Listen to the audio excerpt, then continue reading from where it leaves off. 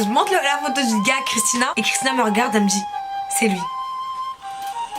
Et là j'ai commencé à...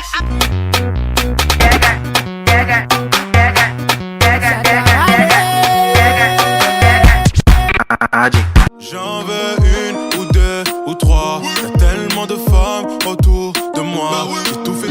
Salut tout le monde, j'espère que vous allez bien.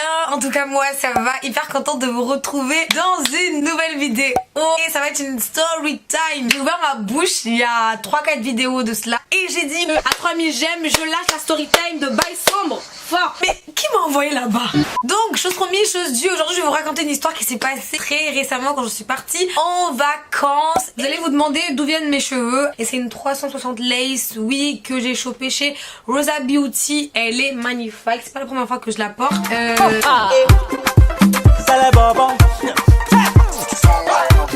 Elle est grave pas chère et abordable. Je vous mets le tout ici. Elle fait 18 pouces. Ouais, c'est une 360 lace, oui. Je sais pas si vous voyez bien tout ça. Ça commande se fait sur leur site et je l'ai reçu en moins d'une semaine. Ils sont grave au top. Ça faisait un moment que je l'avais reçue, donc je me suis dit que je vais la porter pour vous raconter la story time, la fameuse story time que je vous ai promis. La plupart, on est là pour ça. Quand il y a des histoires, c'est écrit ça les mêmes. Pour revenir au tout début de l'histoire, ce jour-là, enfin ce soir-là, parce que c'était un soir, il y avait une pool party, une beach party. Je me rappelle plus du nom exact du lieu. Faut avouer en fait qu'à Dakar tout va vite, tout le monde sait quand il y a un événement, surtout quand c'est les vacances. Ce que j'ai fait c'est que je me suis préparée, je suis allée avec une fille que j'ai rencontrée sur place, d'ailleurs une abonnée, aujourd'hui une amie. Je l'ai rencontrée 2 jours avant à la Full Moon. Full Moon c'est un peu une soirée qu'il y a au monument de la Renaissance. Elle m'a grave sauvé la vie cette fille, dans le sens où j'étais perdue, j'avais pas de billets, il y avait plus de billets, elle a tout fait pour que j'ai un billet. Jusqu'à aujourd'hui en fait je sais pas comment la remercier. J'ai grave kiffé sur elle, sans délire, sans mood, et aujourd'hui je peux dire que c'est une amie à moi puisque j'ai passé une partie de mes vacances avec elle. Donc cette amie on va l'appeler, on va chercher un nom pour pas qu'elle soit choquée, on va l'appeler Christina. Christina m'a envoyé un message, elle m'a dit bon faut qu'on se capte à telle heure, qu'on aille ensemble à la beach party. J'ai dit ok y a pas de souci. D'ailleurs vous inquiétez pas, il y aura un vlog sur cette beach party et c'était que good vibes, les DJ ils étaient au top et je vous avoue qu'il y avait des BG mais tu sais, tu connais le délire déjà. Tout le monde est frais, tout le monde est fraîche, il y en a de toutes les couleurs, il y en a de tous les goûts, vraiment tu vas...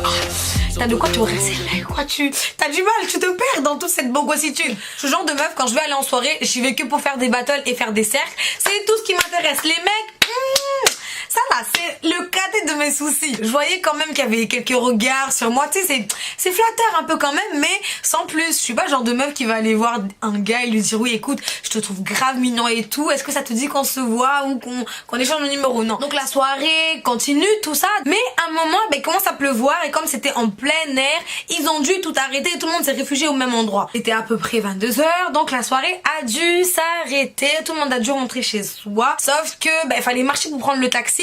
Et déjà pour trouver un taxi là où on était aux Almadies, c'était très loin. Non seulement les taxis étaient pris, mais c'était cher. Je savais très bien qu'il y avait une forte demande. C'est comme les Uber. Ils savent qu'il y a une forte demande, donc les prix augmentaient. Heureusement pour Christina, elle était partie un peu avant, accompagnée son petit frère avec qui elle était venue. Et je suis restée avec une autre amie, on va l'appeler Sana, ok? Donc je suis restée avec Sana et je devais rentrer avec Sana. Sana habitait à côté de chez moi. Il pleuvait, on essaie de trouver un taxi pour nous ramener et là je vois une voiture à côté et il y avait 3 gars et il y a un des gars, ça me fait rire. Et je les ai regardés, genre je les ai regardés pour savoir qui y avait dans la voiture et je vois que les mecs ils commencent à me sourire. Du coup, le mec il m'a souri, moi je suis pas quelqu'un, je me prends pas la tête. Enfin, je sais ce que les gens ils vont dire, mais moi je ne me prends pas la tête. Je vois quelqu'un qui me sourit, je m'en fous, je souris aussi. Donc je rends le sourire en retour et là vous connaissez les bails, le mec il m'a dit viens. Donc je me suis dit bon là je galère à trouver un taxi. Là si je trouve un taxi je vais quand même payer plus de 5000. Les mecs là ils ont une voiture, bon moi je vais me déplacer et aller voir, ça se trouve ils vont me raccompagner chez moi avec Sana. Il y avait 3 gars, il y avait 2 devant et un derrière, donc c'était celui derrière qui me parlait. J'ai remarqué direct que le mec c'était un parisien, j'ai dit toi t'es un parisien? Il m'a dit ouais et toi tu viens d'où? J'ai dit je viens de Marseille. Il commence à faire la conversation et après il me dit bon vous allez où? Elle me dit ben si vous voulez on vous raccompagne. Donc les 2 mecs de devant ils me parlaient pas. J'ai dit bah écoute je vais voir avec ma copine si ça lui dérange pas parce que personnellement je suis toute oui. Don't judge me please. Il pleuvait, j'allais payer 5000 mon taxi au lieu de 1000 francs, donc Pas de jugement s'il vous plaît. Donc ce que je fais c'est que je vais voir Sana, je lui dis écoute Sana, il y a des mecs là-bas, c'est vrai que je les connais pas mais ils ont l'air bon délire, je pense pas qu'il va nous arriver quelque chose. Je pense qu'on peut les faire confiance. Je sens de toute façon les trucs comme ça, généralement quand c'est un truc chaud, tu le sens. Et faut voir en fait que Sana a un très très fort caractère. Elle a dit non, elle a dit moi non, on les connaît pas, on n'y va pas. J'ai dit écoute, moi je suis pas une traîtresse, je suis venue avec Sana, en tout cas on s'est rejoint, donc si Sana ne veut pas, on n'ira pas. Je suis repartie voir les gars, j'ai dit écoutez je suis désolée mais ma copine elle veut pas, mais ça n'empêche pas qu'on peut se revoir avant que je reparte parce que j'avais plus de batterie. Et du coup j'ai donné le téléphone au conducteur qui était devant, j'ai dit écoute bah prends mon numéro WhatsApp. Ça c'est un délire que j'avais expliqué dans mes précédentes vidéos. En Afrique, en tout cas au bled, les gens ne se prennent pas la tête pour donner leur numéro. C'est pas le même mood qu'en France, parce qu'en France tu rencontres un gars, tu vas pas aller lui parler, ou tu rencontres une meuf, tu vas pas aller lui parler, mais au bled tout le monde est là pour, c'est good vibes, genre t'as une personne qui te fait rire ou quoi, ou t'as envie de revoir la personne, tu donnes ton numéro, que ce soit amical ou plus. Tu vas pas faire la meuf quand on te demande ton numéro. En tout cas je sais qu'en majorité c'est ça. Moi j'ai vécu au bled et ça a toujours été cette ambiance. Je dis au conducteur, je lui dis écoute bah, y a pas de problème, prends mon numéro WhatsApp et tout, note-le bien et on se fera un truc, pourquoi pas. Je dis au revoir au truc, je vais avec Sana et Sana a trouvé un ami qui voulait nous raccompagner, donc on monte à 4 derrière la voiture du gars, on fait même pas de borne, la voiture tombe en panne. Et là je regarde Sana, je lui dis bon t'as vu, si t'avais accepté là, c'est pas ça qui serait arrivé, mais bon on avait le seum. Et puis Sana a commencé à avoir un peu mal, et puis Sana a commencé à avoir mal au cœur. Elle s'est dit c'est vrai que j'ai été trop froide, on aurait pu les laisser nous raccompagner. En plus ils étaient grave mignons, il faut avouer que c'est vrai, ils étaient grave mignons et on avait un peu le seum. Mais au final mon pote qui était tombé en panne a appelé un autre pote à lui, il est venu nous dépanner. Les amis de son pote nous ont raccompagnés jusqu'à un resto où on est allé manger, et après on a pris un taxi qui nous a taxé, on avait payé 4000 au lieu de 1500, mais bon il pleuvait et du coup Sana et moi toutes les 30 secondes on regardait le téléphone, on disait est-ce qu'il va m'envoyer un message, est-ce qu'il va pas m'envoyer un message. Donc je rentre chez moi et tout, je me pose et je vois 1 heure après max, le mec, c'était le conducteur, il m'envoie un message et il me dit oui salut ça va, c'est elle, on s'est parlé à tel. Je lui dis du coup toi t'es lequel, tu vois, parce qu'il y avait 3 mecs. Elle me dit ben moi je suis celui qui conduisait la voiture, qui était mignon aussi. Mais comme moi en fait j'avais plus parlé au mec qui était derrière, j'étais un peu en mode de froide avec lui. Du coup il me parle 2-3 messages, il essaie de m'appeler. Vous connaissez les mecs quand ils savent qu'ils ont une proie en vue là, ils font tout, ils sortent le grand jeu. On vous connaît déjà. Donc il m'appelle et tout, je lui dis écoute je suis désolée je peux pas répondre, qu'est-ce qu'il y a et tout. Il m'envoie un message, il me dit écoute je suis à côté de chez toi, ça te dit qu'on se voit ce soir, tu me dis. Je dis hey.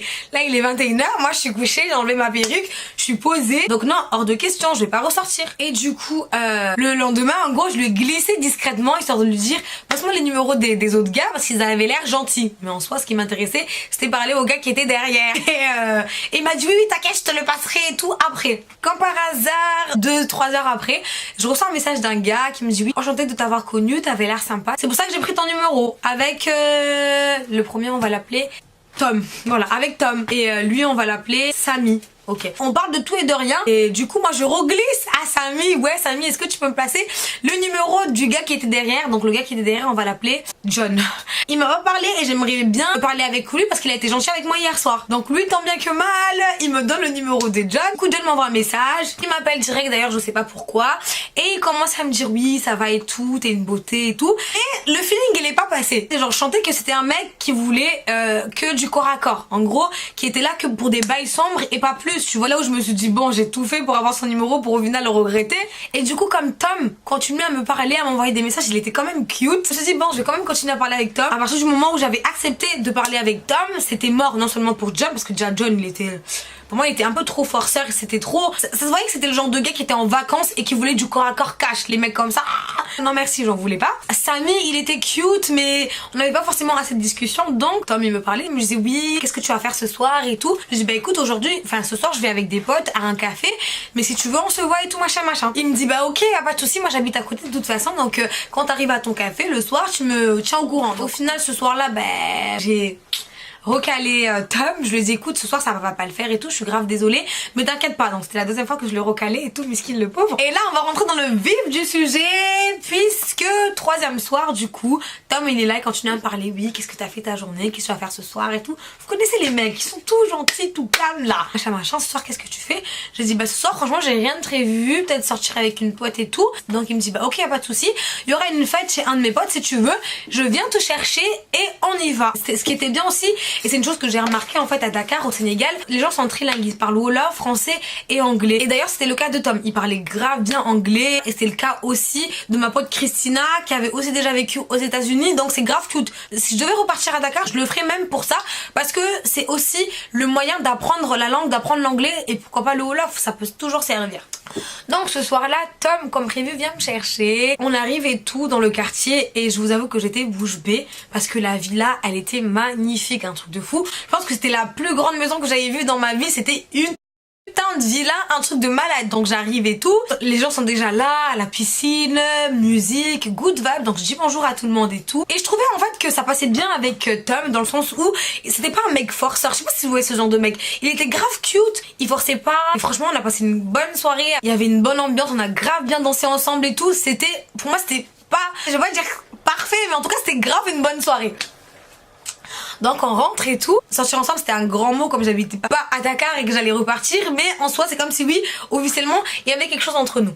Donc je rentre et tout, il me dépose chez moi, le lendemain pareil, on se voit, il m'envoie un message, qu'est-ce que t'as fait ta journée, tu sais le genre de mec mignon, tu sais ce genre d'histoire cute et tout. Moi je lui raconte ce que j'ai fait, il me raconte ce qu'il a fait, il me demande si on allait se capter ce soir. Le but avant que je parte, parce qu'il me restait pas beaucoup de temps, c'est que qu'on sorte ensemble et qu'on se voit le maximum de fois et de profiter. Sauf qu'un jour, le jour officiellement avant mon départ, je suis partie voir Christina chez elle, je lui ai demandé si elle avait un gars, comment les gars se comportaient à Dakar. Donc j'ai commencé à lui raconter un peu comment ça se passait en France et tout. Parce qu'en France, bah, généralement, les mecs blacks n'aimaient pas forcément les blacks. Ils préfèrent opter pour les meufs blanches. Et je sais pas comment c'est arrivé. Je lui dis que j'étais célibataire, mais que j'avais un crush à Dakar. Elle sourit et tout. Elle me regarde, elle me dit, ah ouais, c'est qui ton crush?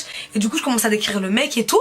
Et là, elle me regarde, elle dit, attends, mais est-ce que ce mec-là, comment tu le décris? J'ai l'impression que je le connais.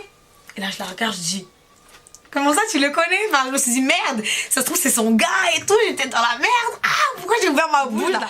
Et elle me dit non, le mec dont tu me parles là, il y a une de mes copines qui m'a parlé d'un gars comme ça. Et je crois qu'elle m'avait dit qu'ils étaient ensemble en fait avec le mec. Et j'ai dit attends tu sais quoi?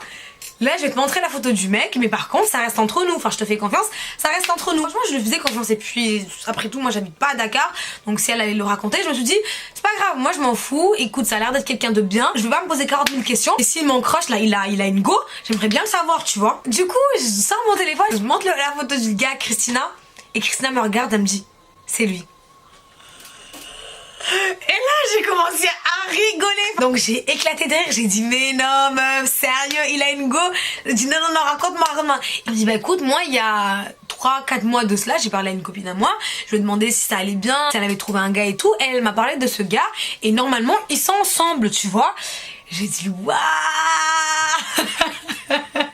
J'ai dit mais les mecs là ils ont aucun scrupule. Vous connaissez les meufs comment on aime trop savoir. Donc j'ai dit vas-y montre-moi la meuf, comment elle est, je veux savoir comment elle est tu vois. Donc elle montre la fille et tout, c'est sur mon téléphone en plus, et bam j'ai screené la photo de la meuf tu vois. On parle parce que franchement c'est pas que j'étais pas bien, mais j'étais en mode choquée. Je disais franchement les mecs jusqu'où ils vont aller en fait. Le mec il a une go soi-disant, et il vient il me parle, mais pourquoi il fait ça tu vois. Et Christina me regarde et me dit qu'est-ce que tu vas lui dire? Je dis bah je vais lui dire que je sais qu'il a une go tu vois, qu'il avait pas à faire ça. Et je me suis dit bon en soi j'ai pas à faire ça parce que c'est pas mon gars, enfin dès que je rentrerai en France bah il y aura plus rien. On a tous connu ce genre d'histoire quand on part en vacances. J'ai dit écoute je vais peut-être lui envoyer un message et lui envoyer une photo de la meuf juste pour voir comment il va réagir. Elle m'a dit non franchement on voit pas la photo, parce que si on voit la photo et tout ça fait chauffer quand même. J'ai envoyé un message à Tom, moi j'ai dit t'as une copine? Je vais même vous mettre le screen. Il m'a répondu non j'en ai pas, sèchement tu sais comme ça genre fin du débat. J'ai dit waouh. Lui là, soit il cache bien son jeu, soit je sais pas. Du coup quand il m'a répondu comme ça, je me suis dit bon ok, ça veut dire c'est pas tes affaires, ça te regarde pas. Donc j'ai écrit à Christina, j'ai dit je lui ai posé la question et il m'a répondu non sèchement, et je ne vais pas chercher à aller plus loin de toute façon. S'il avait une go, c'était tant pis pour lui, et j'avais pas forcément à culpabiliser ou à me sentir mal parce que dans l'histoire, moi, j'ai été pour rien. Le jour de mon départ, on s'est parlé. De base, Tom devait venir me dire au revoir, mais c'était trop serré vis-à-vis du timing parce que j'avais beaucoup de choses à faire avant de partir. Donc au final, on s'est pas vu, mais on s'est appelé avant que je prenne l'avion. On s'est envoyé des messages quand je suis arrivée, des messages grave mignons, et je pense que même demain si je retourne à Dakar c'est quelqu'un que je chercherai à voir parce que en soi c'est quelqu'un de bien et je suis quelqu'un de bien aussi. Moi pour ma part je vous ai pas raconté cette histoire pour que vous me jugez, parce qu'en soi je trouve pas que je suis fautive dans l'histoire parce que je n'y étais pour rien. Comment j'aurais pu savoir que le gars avait une go? Et s'il s'avère que Tom avait réellement une meuf, je trouve ça grave chaud ce qu'il a fait, parce que ça se fait pas de tromper sa gauche soi-disant parce qu'il y a des filles qui viennent. Il y a plein de mecs qui font ça, qui se disent bon moi j'ai une copine, c'est déjà acquis, c'est la fille que je vais épouser, mais je peux quand même me permettre d'aller à droite à gauche et de faire n'importe quoi. Quand vous vous engagez avec des personnes, essayez de vous engager pour le meilleur et pour le pire. Et surtout que les mecs, en tout cas les mecs comme ça sont très très discrets, donc il y a aucun moyen, à part le fait que le monde est petit et que tout le monde se connaît, tu ne peux pas savoir que le gars a une meuf parce qu'il va pas afficher sa gauche sur Instagram. Donc les mecs et les filles qui font ça, parce que il y en a qui vont dire oui mais il y a des filles aussi qui font ça, arrêtez de faire ça. Supposons que j'étais le genre de fille qui m'attache à me dire oui ça se trouve je vais rentrer en France mais ça va continuer, de toute façon le mec il est bien dans sa vie et tout, je vais repartir à Dakar. Alhamdoulilah ça n'a pas été le cas parce que je suis pas quelqu'un qui me projette et qui m'attache très facilement, mais il y a des meufs qui malheureusement sont brisées à cause de trucs comme ça, il y a des couples qui se brisent à cause de ça, donc faites attention, restez avec les personnes que vous aimez, arrêtez d'aller chercher la petite bête parce que des fois c'est vous derrière cette caméra qui allez chercher la petite bête. Des fois on voit nos intérêts à nous mais on ne voit pas les conséquences et la souffrance que ça peut infliger aux autres. Donc réfléchissez bien à tout ça. C'était la morale de l'histoire. Quand vous prenez des engagements, respectez-les, arrêtez de faire n'importe quoi. J'espère que la story time vous a plu, que vous avez autant rigolé que moi. On va refixer un autre défi. D'ailleurs l'autre story time là j'avais dit ça mais je pensais pas qu'on allait atteindre les 3000. Si la story time atteint les 5000 j'aime, je refais une big story time de quelque chose de fou qui m'est arrivé avec un garçon dont vous n'êtes pas prêts, croyez-moi. Donc likez fort, d'ici là vous savez ce qu'il vous reste à faire. Prenez soin de vous la famille, à très vite. Un petit